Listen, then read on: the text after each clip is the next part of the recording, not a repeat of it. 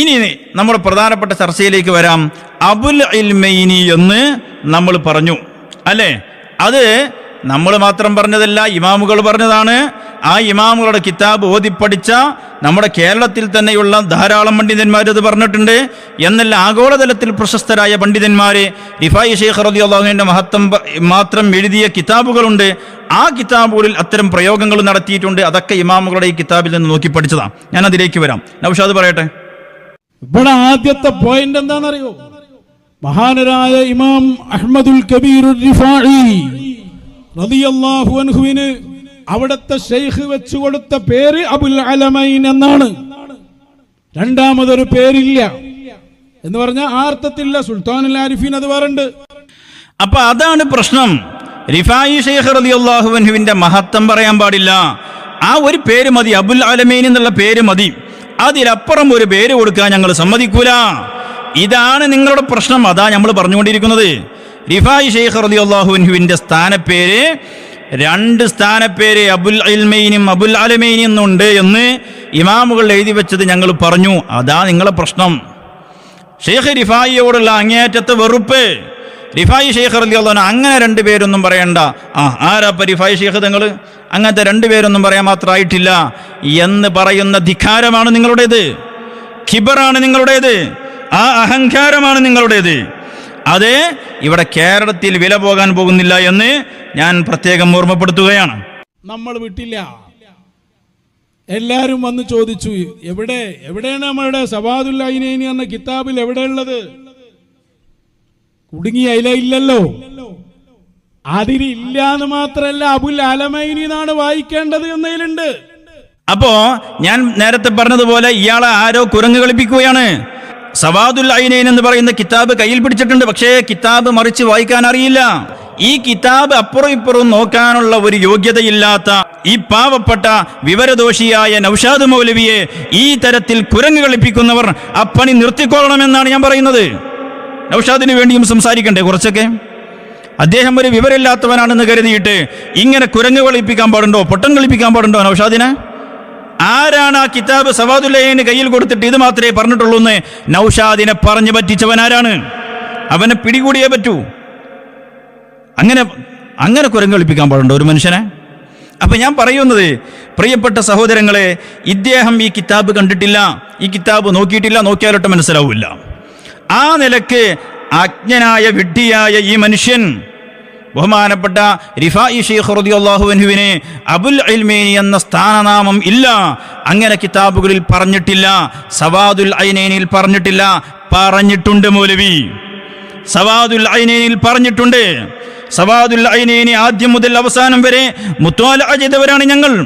താങ്കൾ ആ കിതാബ് കയ്യിൽ പിടിക്കുന്നു എന്നല്ലാതെ കിതാബ് മറിച്ച് വായിക്കാൻ പോലും താങ്കൾക്കറിയില്ല. അതുകൊണ്ടാണ് ഈ അബദ്ധം ആവർത്തിച്ച് പറയുന്നത്. ഞാൻ കേൾപ്പിച്ചു തരാം. കിതാബിന്റെ ദൗഖ് തിരിയണം ആദ്യം, മനസ്സിലായോ? കിതാബിന്റെ ദൗഖ് അറിയണം. പരിശുദ്ധ ഖുർആൻ വെല്ലുവിളിച്ചില്ലേ, ഖുർആൻ പോലത്തെ ഒരു ഗ്രന്ഥം കൊണ്ടുവരാൻ കഴിയുമോ? ഏതെങ്കിലും അറബി ചപ്പടാച്ചി ആരെങ്കിലും എഴുതി കൊണ്ടുവന്നാൽ അത് ഖുർആനെ പോലെ ആകുമോ? ഇല്ല. എന്താ വ്യത്യാസം? അത് കിതാബിന്റെ അറബി ഭാഷയുടെ സാഹിത്യത്തിന്റെ ദൗഖ് അറിയുന്നവർക്ക് അത് വേർതിരിച്ചറിയാൻ കഴിയൂ, അല്ലാത്തവർക്കെല്ലാം ഒരുപോലെ ആയിരിക്കും. എന്നതുപോലെ ഈ കിതാബ് നോക്കാൻ അറിയുന്നവൻ, കിതാബിന്റെ ദൗഖ് അറിയുന്നവർ, അറബി ഭാഷയുടെ നിയമങ്ങൾ അറിയുന്നവർ, അവർക്കേ ഇത് മനസ്സിലാവുള്ളൂ. അത് പറഞ്ഞാൽ നൗഷാദിന് തിരിയോ? എവിടെ തിരിയാനാ? പക്ഷേ തിരിയുന്നവരപ്പുറത്തുണ്ട്, തിരിയുന്നവരെൻ്റെ സംസാരം കേൾക്കുന്നുണ്ട്. അവർക്ക് വേണ്ടി ഞാൻ പറയാം. പ്രിയപ്പെട്ട സഹോദരങ്ങൾ മനസ്സിലാക്കണം. അപ്പൊ ഇദ്ദേഹം കിതാബ് കണ്ടിട്ടില്ല, ഈ കിതാബ് നോക്കാനും അറിയില്ല. അതുകൊണ്ട് ഇദ്ദേഹം അബദ്ധങ്ങൾ ആവർത്തിക്കുകയാണ്. 2 പ്രാവശ്യം മഹാനവറുകൾക്ക് അൽ ഖുതുബിയ്യത്തുൽ കുബ്രയും അൽ ഗൗസിയയും നൽകപ്പെട്ടു. അങ്ങനെ 2 കൊടികൾ അവർക്ക് ദുനിയാവിൽ തന്നെ ഉണ്ട്, ആഖിറത്തിലുമുണ്ട്. അതുകൊണ്ടാണ് ആ പേരിന് കാരണമെന്ന് ഇമാം റാഫിഈ തങ്ങൾ തന്നെ അതേ സവാദുൽ ഐനൈൻ എന്ന കിതാബിൽ പറയുന്നുണ്ട്.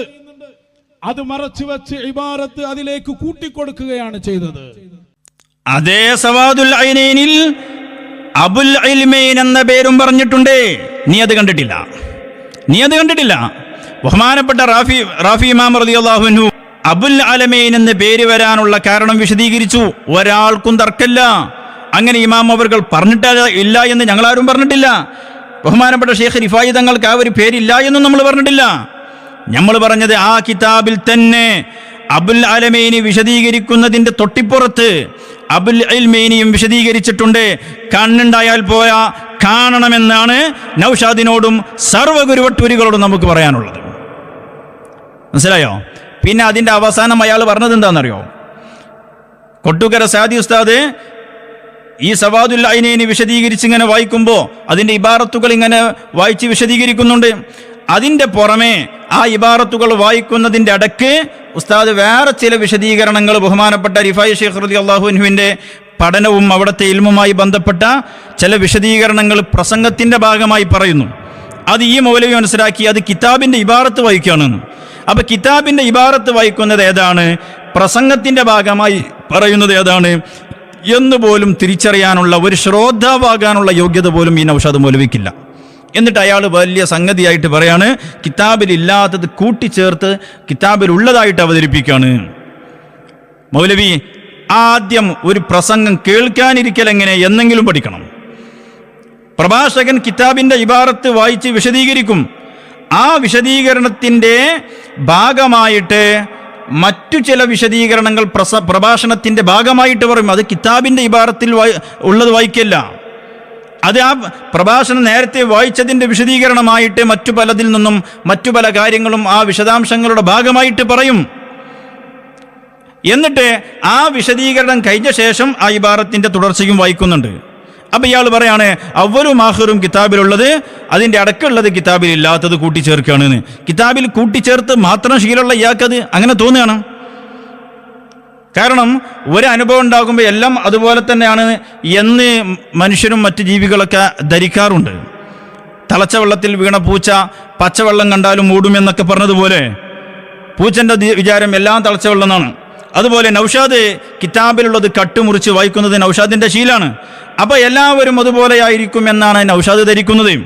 അപ്പൊ ഞാൻ പറയുന്നത് ഞങ്ങളുടെ ഉലമാഇന്റെ പ്രഭാഷണം കേൾക്കാനുള്ള ഒരു ശ്രോതാവാകാനുള്ള യോഗ്യത പോലും മൗലവി താങ്കൾക്കില്ല എന്നാണ് ഞാൻ പറഞ്ഞു വരുന്നത്. അപ്പൊ എന്താണ് പറഞ്ഞത്? മഹാനായ ശൈഖ് റിഫായി റളിയല്ലാഹു അൻഹുവിന്റെ സ്ഥാനപ്പേര് അബുൽ അലമൈനി എന്ന സ്ഥാനപ്പേരുണ്ട്. അതോടൊപ്പം അബുൽ ഇൽമൈനി എന്ന സ്ഥാനപ്പേരുമുണ്ട്. ഇതിൽ ഒരു സ്ഥാനപ്പേരിനെ നിഷേധിക്കുകയാണ് മൗലവിമാര്. റിഫായി ശൈഖ് റളിയല്ലാഹു അൻഹുവിനോടുള്ള അനാദരവിന്റെ ഭാഗമായി ബഹുമാനപ്പെട്ട സുൽത്താനുൽ ആരിഫീൻ അഹ്മദുൽ കബീർ റിഫായി റളിയല്ലാഹു അൻഹുവിനോടുള്ള വെറുപ്പിന്റെ ഭാഗമായി ഇസ്ലാം വിരുദ്ധരുടെയും യുക്തിവാദികളുടെയും അച്ചാരം കൈപ്പറ്റി മഹാന്മാരായ അള്ളാഹുവിന്റെ ഔലിയാക്കളെ നിന്ദിക്കുക എന്ന ഉത്തരവാദിത്തം ഏറ്റെടുത്ത് കടന്നു വന്ന ഈ മൗലവിമാരെ ബഹുമാനപ്പെട്ട റിഫായി ശൈഖ് റളിയല്ലാഹുവിന്റെ സ്ഥാനപ്പേരിനെ നിഷേധിക്കുകയാണ് ചെയ്യുന്നത്. ആ നിഷേധിക്കാൻ ഞങ്ങൾ സമ്മതിക്കുകയില്ല എന്നാണ് എനിക്ക് പറയാനുള്ളത്. പറയട്ടെ, നൗഷാദ് എന്നിട്ട് ഒരു വെല്ലുവിളി നടത്തുന്നുണ്ട്. ആ വെല്ലുവിളിയും കൂടി കഴിഞ്ഞിട്ട് ഞാൻ കിതാബ് കാണിച്ചുതരാം. വെല്ലുവിളിക്കുന്നു ഞാൻ.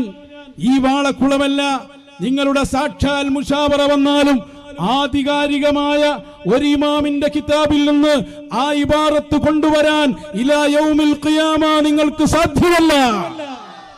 ധൈര്യമുണ്ടെങ്കിൽ കൊണ്ടുവരി. ആ വെല്ലുവിളി ബെല്ലടിയാക്കി കാണാം മൗലവി. ഈ വെല്ലുവിളി നടക്കാൻ തുടങ്ങിയിട്ട് എത്ര കൊല്ലായി മൗലവി? അമ്മി കൊത്താനുണ്ടോ എന്ന് ചോദിച്ച് നടക്കലല്ലേ? ഇങ്ങനത്തെ എത്ര വെല്ലുവിളി കഴിഞ്ഞു പോയിരുന്നു. നസീഹത്തുൽ ലബീബിന്റെ കയ്യെഴുത്ത് പ്രതി കോപ്പി ഹാജരാക്കിയാൽ അടുത്ത കോപ്പി ഞാൻ ഹാജരാക്കും എന്ന് പറഞ്ഞിരുന്നു. ഇപ്പോൾ ആ സദസ്സിലുള്ള 4 പേര് തക്ബീർ വിളിച്ചതുപോലെ അന്നും പലരും തക്ബീർ വിളിച്ചിരുന്നു. എന്നിട്ട് എവിടെ നസീഹത്തുൽ ലബീബ്? അൾജീരിയയിൽ നിന്ന് പോകുന്ന ഫ്ലൈറ്റ് നമ്മുടെ മലേഷ്യൻ ഫ്ലൈറ്റ് കാണാതായതുപോലെ കാണാതായതാണ്. ഇപ്പോഴും റഡാറിലേക്ക് എത്തിയിട്ടില്ല അല്ലേ?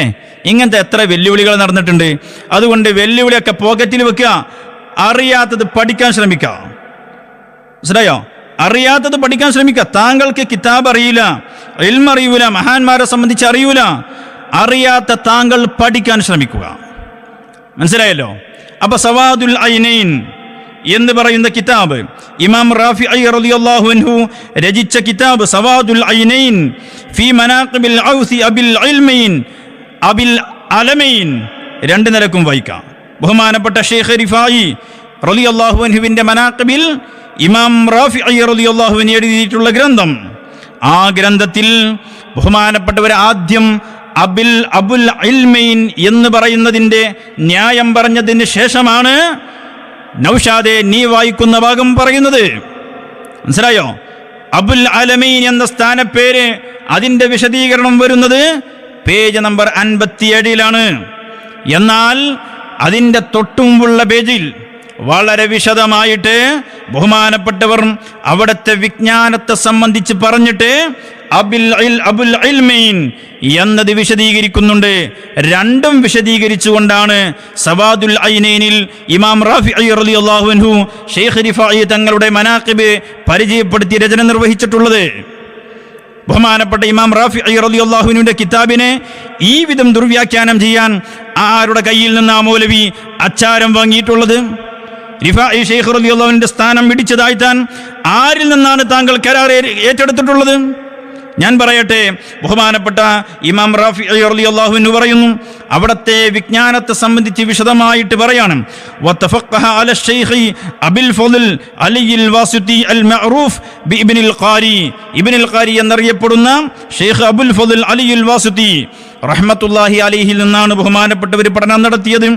അതോടൊപ്പം വഅൻ ജമാഅത്തിൻ മിൻ അഅയാനിൽ വാസിതീന മിൻഹും ഖാലുഹു അസ്സൂഫിൽ ജലീൽ ഷെയ്ഖ് വഖ്തിഹി സുൽത്താനുൽ ഉലമാ വൽ ആരിഫീന അഷ്ശൈഖ് അബൂബക്കർ വാസിതി റഹ്മത്തുള്ളാഹി അലൈഹി. അങ്ങനെ തുടങ്ങി അഖു ഷെയ്ഖ് മൻസൂർ നിരവധി പണ്ഡിതന്മാരിൽ നിന്ന് ബഹുമാനപ്പെട്ട റിഫാഈ ഷെയ്ഖ് പഠനം നടത്തി. എന്നിട്ട് പറയുന്നു, വന്തഹത്തി ഇലൈഹി റിയാസതു ഫീ ഉലൂമി ശരീഅത്തി വഫുനൂനിൽ ഖൗമി. ബഹുമാനപ്പെട്ടവ റിഫാഈ ഷെയ്ഖ് റളിയല്ലാഹു അൻഹുവിലേക്ക് അറ്റമായി എന്ത്? അരിയാസത്തു ഫീ ഉലൂമി ശരീഅ, ശരീഅത്തിന്റെ ഉലൂമിലുള്ള മേധാവിത്വം. അതുപോലെ തന്നെ വഫുനൂനിൽ ഖൗമി, അൽ ഖൗമിന്റെ ഫുനൂനുകൾ അഥവാ ത്വരീഖത്തിന്റെ ഉലൂം, ത്വരീഖത്തിന്റെ ഉലൂമിന്റെ മേധാവിത്വവും ശരീഅത്തുൽ ഉലൂമിന്റെ മേധാവിത്വവും റിഫാഈ ഷെയ്ഖ് റളിയല്ലാഹു അൻഹുവിലേക്ക് അറ്റമായി എന്ന് പറഞ്ഞാൽ ആ രണ്ട് ഇൽമിലും അക്കാലഘട്ടത്തിൽ ഏറ്റവും അറിവുള്ളവരായി ബഹുമാനപ്പെട്ട റിഫാഈ ഷെയ്ഖ് റളിയല്ലാഹു അൻഹു മാറി. അപ്പൊ നേരത്തെ അൻവരി ജാഹിലി ചോദിച്ചതുപോലെ രണ്ട് ഇൽമുള്ളൊന്നും ചോദിക്കണ്ട, ലോകത്തുള്ള എല്ലാ ഇൽമും ഈ രണ്ടിൽ ഒരു ഇൽമിന്റെ ഭാഗമായിരിക്കും. അപ്പൊ ലോകത്തുള്ള എല്ലാ ഇൽമും കിട്ടിയെന്നാ പറഞ്ഞതിന്റെ അർത്ഥം അത് മനസ്സിലാക്കാൻ പോലുമുള്ള കഴിവില്ലാത്ത ജാഹിലീങ്ങളായ നിങ്ങളാണോ തസവുഫ് പറഞ്ഞു വരുന്നത്? നിങ്ങളാണോ പർവ്വത സമാനരായ ആലിമീങ്ങളെ നടത്തിയ തസവുഫ് സമ്മേളനത്തിന് മറുപടി പറയാൻ വരുന്നത്? നല്ല തമാശ തന്നെ. അപ്പോൾ ബഹുമാനപ്പെട്ട റിഫാഈ ഷെയ്ഖ് റളിയല്ലാഹു അൻഹുവിനെ ഈ എല്ലാ ഇൽമുകളും അവിടത്തേക്ക് വന്നു എന്നല്ല, ആ സർവ്വ ഇൽമിൻ്റെയും മേധാവിത്വം ബഹുമാനപ്പെട്ടവരുടേതായി. അങ്ങനെ ബഹുമാനപ്പെട്ട ഷെയ്ഖ് റിഫാഈ ഷെയ്ഖ് റളിയല്ലാഹു അൻഹുവിന്റെ ഇൽമിനെ കുറിച്ച് പറഞ്ഞുകൊണ്ട് ബഹുമാനപ്പെട്ടവർ പിന്നെ വിശദീകരിക്കുകയാണ്. എന്താണ് പിന്നെ പറയുന്നത്? വയുജിബുനി മാ ഖാല ഫീഹിൽ ഫൈറൂസാബാദി. ബഹുമാനപ്പെട്ട ഇമാം ഫൈറൂസാബാദി റളിയല്ലാഹു അൻഹു റിഫാഈ ഷെയ്ഖ് റളിയല്ലാഹു അൻഹുവിനെ സംബന്ധിച്ച് പറഞ്ഞ കവിത എന്നെ വല്ലാതെ സന്തോഷിപ്പിക്കുന്നു. എന്താണ് ആ കവിത? അബൽ ഇൽമൈനി അന്തൽ ഫർദു ലാകിൻ ഇദാ ഹുസിബർ റിജാലു ഫഅൻത ഹിസ്ബു. റിഫാഈ ഷെയ്ഖ് റളിയല്ലാഹു അൻഹുവിന്റെ ഇൽമിനെ സംബന്ധിച്ചാണ് തൊട്ട് മുമ്പ് പറഞ്ഞത്. എന്നിട്ട് ആ വിശദീകരണത്തിന് ഒരു തഅക്കീദായിട്ട്, ഒരു സ്ഥിരീകരണമായിട്ട് ബഹുമാനപ്പെട്ട ഇമാം ഫൈറൂസാബാദി റളിയല്ലാഹു അൻഹു പറഞ്ഞിട്ടുള്ള കവിതാശകലം കൊണ്ടുവരികയാണ്. അബൽ ഇൽമൈനി അന്തൽ ഫർദു ലാകിൻ ഇദാ ഹുസിബർ റിജാലു ഫഅൻത ഹിസ്ബു. അവിടെ അബുൽ ഇൽമൈൻ എന്ന് ബഹുമാനപ്പെട്ടവർക്ക് നൽകിയ ആ സ്ഥാനപ്പേര് അത് ബഹുമാനപ്പെട്ടവർക്ക് എന്തുകൊണ്ടും യോജിച്ചതാണ് എന്ന് റിഫാഈ ഷെയ്ഖ് റളിയല്ലാഹു അൻഹുവിന്റെ ഇൽമിന്റെ മഹാത്മ്യം പറഞ്ഞിട്ട് ബഹുമാനപ്പെട്ടവരുടെ ഇൽമിന്റെ വൈജ്ഞാനിക ലോകം വിശദീകരിച്ച് ലോകത്തുള്ള സർവ്വ ഇൽമും ബഹുമാനപ്പെട്ടവരിലേക്കാണ് എല്ലാ ഉലൂമുകളുടെയും മേധാവിത്വം അക്കാലത്തുണ്ടായിരുന്നത് എന്ന് വിശദീകരിച്ച് ആ വിശദീകരണത്തിന് ഉപോത്ബലകമായിട്ട് ഷെയ്ഖ് ഫൈറൂസാബാദിയുടെ ഖസീദയുടെ ശകലം ഇമാമുന റാഫി റളിയല്ലാഹു അൻഹു കൊണ്ടുവന്നിട്ട് പറയുന്നു, ഫൈറൂസാബാദി തങ്ങൾ റിഫാഈ ഷെയ്ഖ് റളിയല്ലാഹു അൻഹുവിനെ കുറിച്ച് പറഞ്ഞത് എന്നെ വല്ലാതെ സന്തോഷിപ്പിച്ചു. കാരണം ഞാൻ ഈ പറഞ്ഞ വിശദീകരണത്തിന് അനുയോജ്യമായ പേരാണ് ആ കവിതയിൽ ബഹുമാനപ്പെട്ട ഫൈറൂസാബാദി റളിയല്ലാഹു അൻഹു ഷെയ്ഖ് റിഫാഈ റളിയല്ലാഹു അൻഹുവിനെ കുറിച്ച് പറഞ്ഞത്. അതെന്താണ്? അബുൽ ഇൽമൈനി എന്ന പേരാണ്. അബുൽ ഇൽമൈനി അന്തൽ ഫർദു ലാകിൻ ഇദാ ഹുസിബർ റിജാലു ഫഅൻത ഹിസ്ബു. കണ്ടോ?